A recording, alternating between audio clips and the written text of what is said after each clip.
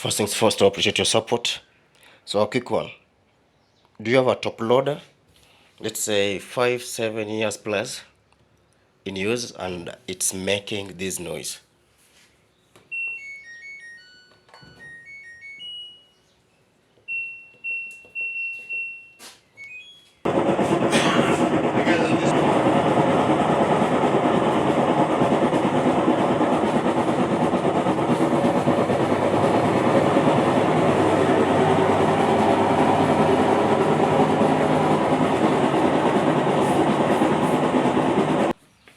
So this is the problem, the clutch housing.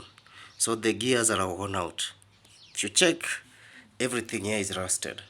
The pump is dead. See, this one is rusted as well. The motor is rusted because the gears have been eaten up. Now it's leaking water.